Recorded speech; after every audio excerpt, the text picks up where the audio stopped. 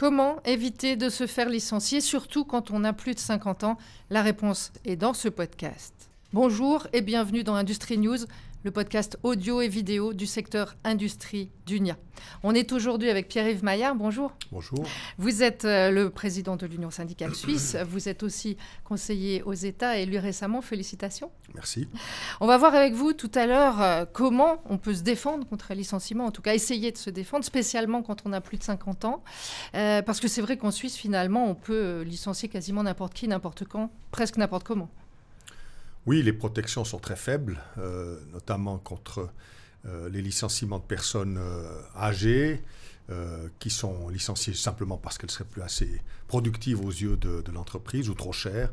Là, il y a très peu de possibilités de résister à cela, même si on peut toujours, évidemment, avec un syndicat, un peu mieux se défendre.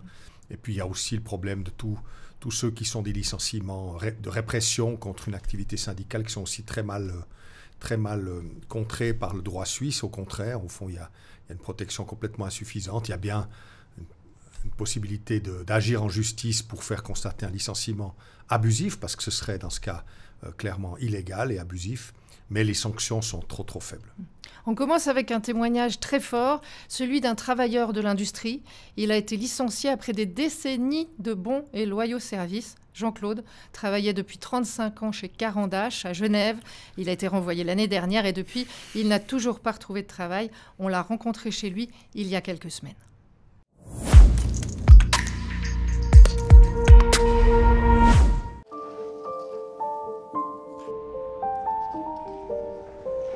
J'ai diverses attestations de l'entreprise et malheureusement ma lettre de licenciement qui est datée du 16 décembre 2022, 3 jours après mes 60 ans. Après 35 ans de travail au sein de cette entreprise, j'ai été licencié suite à une maladie, longue maladie, un burn-out. Et suite à ça, j'étais en arrêt maladie pendant plusieurs mois. Et à mon retour de maladie, après un peu plus de 6 mois, l'entreprise a décidé de me licencier. Aujourd'hui, donc, je suis forcément sans emploi. Actuellement, je suis toujours en arrêt maladie. Je suis toujours actuellement une fois par semaine suivi par un psy, parce qu'au fond de moi, je ne vais pas bien. Et ma situation, elle est maison, de temps en temps sortir un peu, essayer de prendre un peu l'air, et puis voilà, pas bien du tout dans la tête et dans mon corps. Et j'ai l'impression d'être inutile, d'avoir été mis sur la touche, et c'est vrai que le fait d'être licencié comme ça du jour au lendemain, vous avez l'impression que vous n'êtes plus rien. C'est l'impression que j'ai aujourd'hui.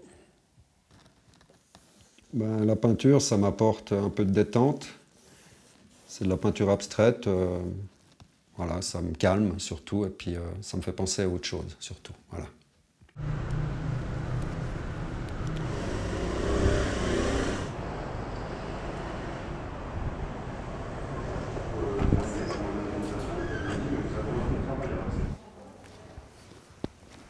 Bonjour. Bonjour madame, j'ai rendez-vous à 15h avec Alejandro Patino. Ça marche, je vais vérifier son agenda, je vous fais patienter un petit moment, merci. Alors, ce travailleur est arrivé au sein des permanences syndicales. On avait déjà reçu d'autres collègues dans la même entreprise, dans une situation similaire. La différence avec lui, c'est que vraiment il avait beaucoup d'ancienneté, un âge déjà où il est plus compliqué de retrouver un emploi. Et du coup, on l'a accompagné premièrement dans une séance de négociation avec l'entreprise et puis ensuite dans l'accompagnement juridique. Il n'est malheureusement pas seul dans ce cas. Malheureusement, dans l'industrie, on a tendance à voir assez régulièrement des licenciements à partir de 50, 55 ans, tant dans des situations où le travailleur est usé physiquement, voire psychologiquement, soit alors parce que la personne est mise au placard et puis on le pousse un peu à la sortie. On essaie de collectiviser les cas individuels tels que celui-là parce qu'en fait, ils ne sont pas isolés. Tous ces cas-là existent dans une seule et même entreprise, ils sont étalonnés dans le temps et c'est toute la difficulté du travail syndical que de reprendre tous ces cas-là pour que les gens s'organisent. L'avenir, j'aimerais bien retrouver un boulot, mais j'en ai peur. J'ai peur que ça recommence. Mon avenir, mon but de mon avenir maintenant, c'est de me soigner et de revenir Jean-Claude. Pour mes amis et ma famille, voilà. Pierre-Yves Maillard, votre réaction à ce reportage? Bon, le sentiment qu'on peut exprimer, c'est que c'est un comportement dégueulasse au fond de l'entreprise, parce que quand on a donné autant pour une entreprise, on doit rencontrer une forme de reconnaissance. C'est souvent cette absence de reconnaissance qui rend les gens malades. C'est vraiment ça, c'est vraiment de la maltraitance économique qui est constatée très souvent. Les employeurs, les managers qui décident ce genre de politique savent qu'ils touchent au cœur vraiment de ce qui fait un travailleur, un salarié ou une salariée. C'est le sentiment qu'en échange d'avoir donné autant de son temps, de sa vie, de son énergie, de ses forces pour une entreprise, bien qu'il y ait quand même une forme de reconnaissance qui vienne. Et quand elle ne vient pas, ça rend... Quand non seulement elle ne vient pas, mais qu'en plus on finit avec le fait d'être jeté dehors, ça rend les gens malades en fait. Est-ce qu'on a des chiffres qui permettent d'évaluer l'ampleur de ce phénomène du licenciement des personnes plus âgées qui ont du mal à retrouver du travail ensuite? Non, les chiffres sont complètement trompeurs parce que quand on nous oppose le taux de chômage relativement bas des seniors, on oublie que d'abord beaucoup de gens hésitent à aller se présenter à l'assurance chômage parce qu'ils sont peut-être pas trop loin de la retraite, alors ils vont plutôt privilégier de retirer leur deuxième pilier ou d'anticiper leur rente, ce qui aura des conséquences sur leurs revenus tout au long de leur retraite. Parfois, ils ont un conjoint qui peut encore apporter un soutien. Et puis, c'est vrai que d'aller au chômage, c'est pas anodin, c'est pas facile. C'est une pression qui est mise sur les personnes. Et puis alors après, de toute façon, le temps du chômage, on va apparaître dans les statistiques que pendant un certain temps. Mais une fois qu'on a épuisé ces indemnités chômage, on disparaît des statistiques du chômage et on réapparaît pas forcément dans une autre statistique parce que soit on n'aura pas droit à l'assurance invalidité, soit on n'aura pas droit à l'aide sociale parce qu'on a un peu de fortune ou parce qu'on vit en couple. Et dans ces conditions, les gens simplement disparaissent des statistiques. Donc le phénomène est très massivement sous-évalué. Dans le reportage, toujours, on voit notre collègue secrétaire syndical, Alejo Patiño, défendre, bien sûr, les travailleurs individuellement, mais aussi essayer de collectiviser le conflit, comme il dit, pour prouver finalement que ce cas n'est pas isolé. Vous avez été syndicaliste, vous avez travaillé sur le terrain aussi dans le passé. Est-ce que vous avez déjà rencontré des situations similaires ? Oui, moi je m'occupais pas mal de l'industrie et notamment des licenciements collectifs ou des gros conflits. J'étais secrétaire régional, donc je m'impliquais dans les conflits qui avaient une portée collective.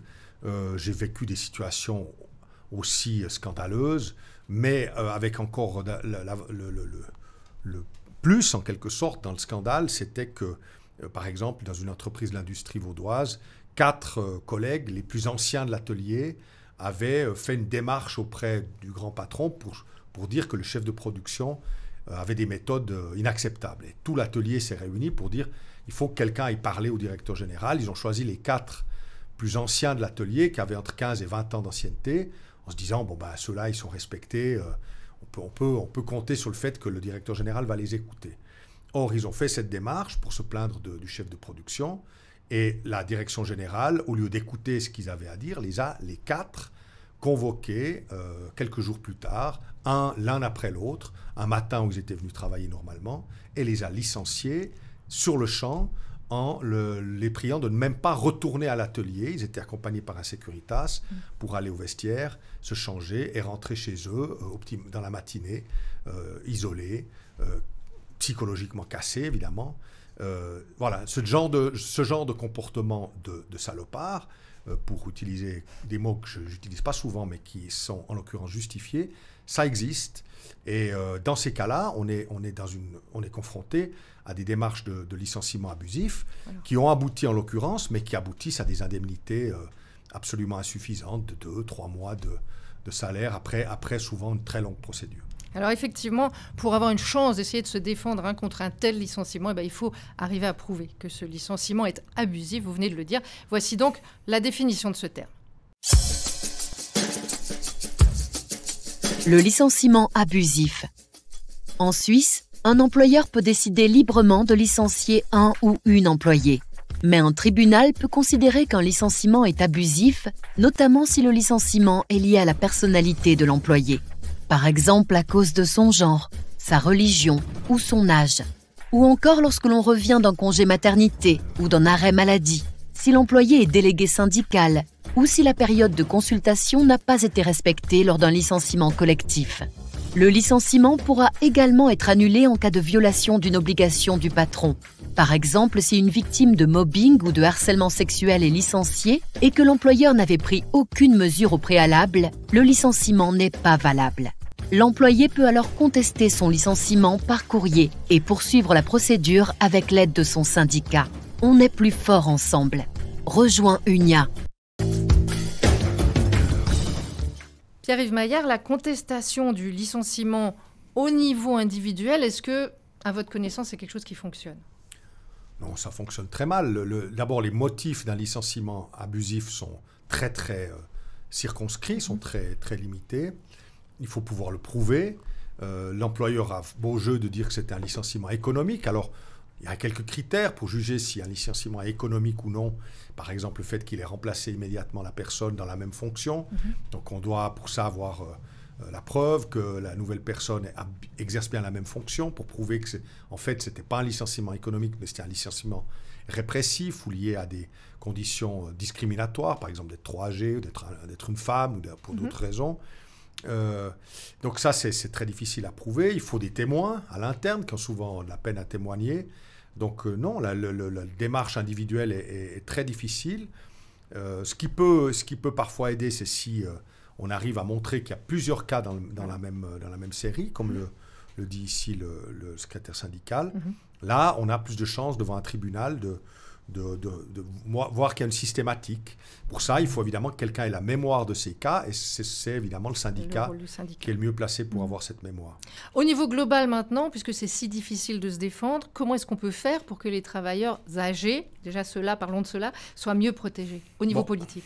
Au niveau politique, ce qu'on devrait avoir, c'est une répression du licenciement illégal plus forte, parce qu'aujourd'hui, il y a bien une définition du licenciement illégal, elle est relativement correcte, la définition, au fond, c'est tout licenciement lié à une discrimination de genre, d'âge, d'origine, où les licenciements antisyndicaux sont aussi illégaux. Le grand problème, c'est la répression, c'est-à-dire quelle est la sanction au cas où on constate ce genre de situation. Et là, elle est complètement insuffisante, ce qui fait que les entreprises n'hésitent pas, au fond, à enfreindre la loi, parce qu'ils savent que la pénalité sera insuffisante. Donc on devrait obtenir un renforcement de cette sanction au niveau simplement des règles de l'Organisation internationale du travail.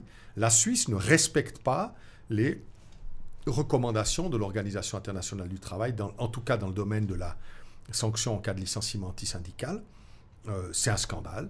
Nous sommes le pays siège de l'OIT et notre pays ne respecte toujours pas l'une des recommandations principales, parce que sans ça, on ne peut pas vraiment dire qu'on est dans une démocratie complète quand on ne permet pas au travail syndical de se faire sans crainte de répression aussi inacceptable. On est en train en ce moment de faire une médiation pour essayer de renforcer les sanctions ou d'avoir un acte préventif contre les licenciements antisyndicaux, mais c'est très difficile. Les employeurs renaclent et au fond se fichent assez largement de ne pas respecter les conventions internationales dans ce domaine.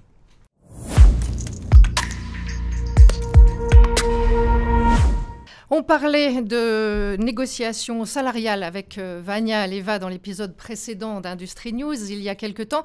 Alors, dans l'Emmental, à la fonderie Notaris, les employés recevront 4% de salaire en plus à partir de janvier.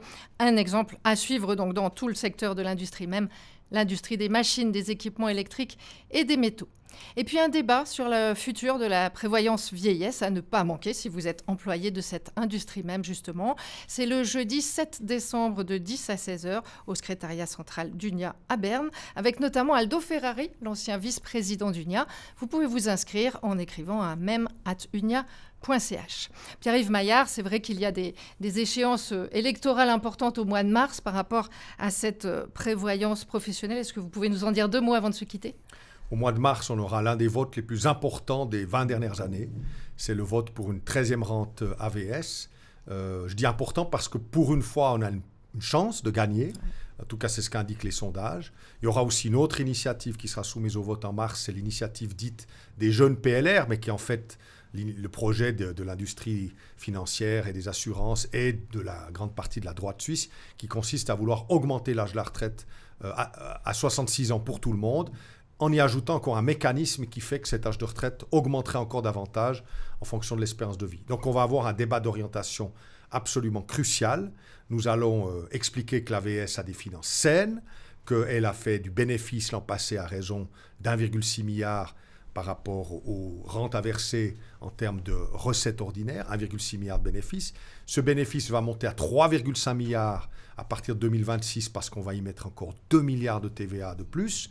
Donc il y a une marge financière dans l'AVS qui permet amplement de financer cette 13e rente, ce d'autant que s'il faut, une modeste hausse de cotisation de largement moins d'1% pourrait assurer les finances de l'AVS pour au moins 2 décennies. Donc on va devoir démontrer que c'est possible et que c'est surtout nécessaire. Parce que les rentes AVS aujourd'hui sont en dessous de l'objectif constitutionnel qui est de garantir le minimum vital. L'ensemble du système de retraite qui devait garantir le maintien du niveau de vie lui aussi ne respecte pas la Constitution. Donc on doit gagner ce débat d'orientation. Là, on va s'engager à fond pour que la politique suisse change de cap. Merci beaucoup Pierre-Yves Maillard. Je rappelle que vous êtes le président de l'Union syndicale suisse. On vous retrouvera dans un Zoom le 11 janvier à 18h30. On peut s'inscrire sur www.unia.ch/discussion-industrie. C'est gratuit, mais c'est réservé aux membres d'UNIA. Donc si vous ne l'êtes pas encore, eh bien, c'est le moment de nous rejoindre et de vous syndiquer parce que ces discussions sont vraiment très utiles et intéressantes. Et pour d'autres raisons aussi, bien sûr. On arrive au terme de ce podcast. Merci d'avoir passé ce moment en notre compagnie. Vous pouvez nous suivre en vidéo sur notre site ou sur YouTube et en version audio sur Spotify et vous abonner à ce podcast. Vous êtes de plus en plus nombreuses et nombreux à nous suivre et ça fait plaisir. Merci beaucoup. Industrie News revient l'année prochaine, bien sûr, sur ce thème de la prévoyance professionnelle, justement, avec à nouveau des interviews, des reportages, le tout pour vous et avec vous, les employés de l'industrie. Toute l'équipe d'Industrie News se joint à moi pour vous souhaiter une bonne fin d'année et de joyeuses fêtes. À bientôt.